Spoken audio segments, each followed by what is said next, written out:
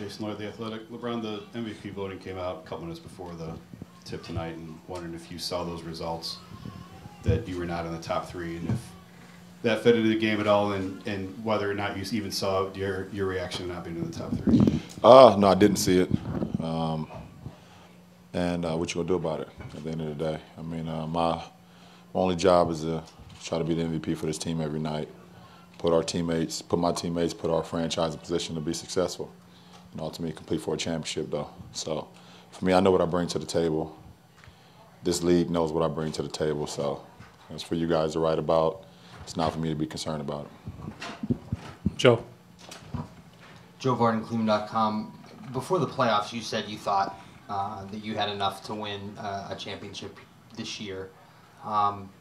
What are you seeing from your team now? 10 straight, and obviously tonight's game was what it was. Where do you see this team right now?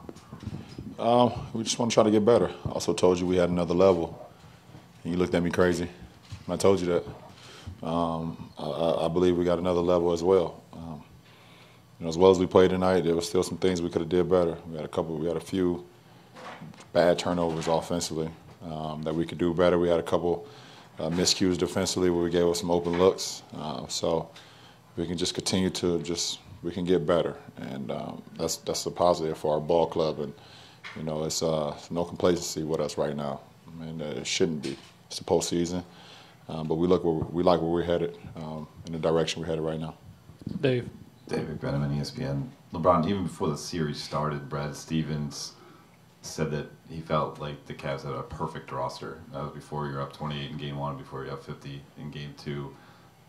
What do you feel about the roster composition and the pieces that you have and what you are potentially able to accomplish with them? Well, I mean, that's a huge compliment, but there's no such thing for us.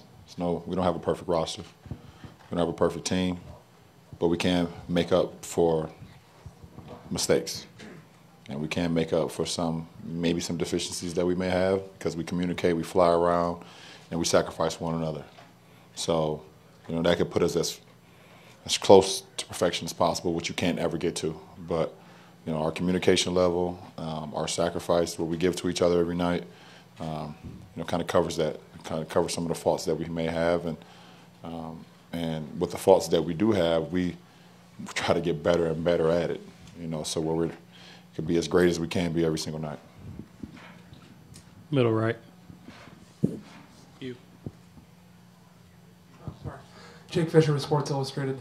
LeBron, he said this team had another level, but now you've won 13 straight games in the postseason. Is this the highest level that you've played offensively in your career?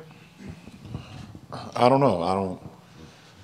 I'm a guy who lives in the moment, and our team is in a great groove, and I'm happy to be a part of that groove. So, at the end of the day, we want to try to put ourselves in position to win every game. That's the goal. And can you do that? Sometimes you come out with an L, but it's how you learn from those experiences that's going to help you off the next time. So we are in a good groove as a team, and we want to try to continue that going home. Left side. LeBron, Tom Lydon, Boston 25 News to your left here. Isaiah sat out the second half. Brad told us before you came out here that he's been dealing with an injury since last week. Can you sense something physically different with him through these first two games? I don't pay attention to those things, to be honest. I only pay attention to what's going on with our guys and how we can put, a lot of pressure on the opposing team. From IT to the rest of those guys. So, obviously we didn't see him in the second half. Marcus Smart started the second half, but, that was not our concern going into the second half. Our concern was not get complacent. Don't do what we did, in Game 1 in the third quarter here, where we gave up, I think, 36 or something points, in that quarter, and allowed him to get into a good groove. So, it's not my concern. Jared Weiss, CLNS Media Network. Do you feel like with your physical perimeter defense, you guys have kind of pushed them out of their comfortable game plan and kind of put their backs against the wall at this point? Well, they're going to make another adjustment, and we have to be ready for that going into Game 3. We're going to watch film tomorrow and see ways we can be better. We do have some great perimeter defenders that takes the challenge. but we also have great third line defense as well. You know, with our front line who communicates, you know, pick and roll coverages or pin down coverages or whatever coverages that's going on that allow the guards to get up into the ball or, you know, do what they need to do to be successful versus their guards.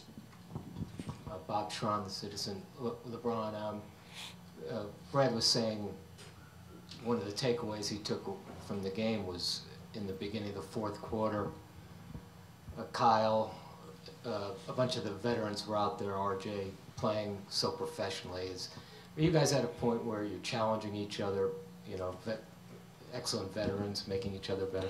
Well, absolutely. We had a veteran ball club. We want, one of the oldest teams in the league, so we all push each other.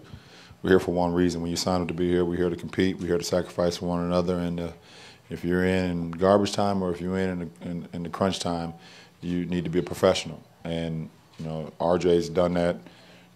Champ has done that. Channing is doing that. You see guys playing one round that has a huge, a huge piece for one round, but then the next round, you know, certain things change, and guys just continue to stay ready. Guys continue to stay professional, and it's great to be in the locker room like that.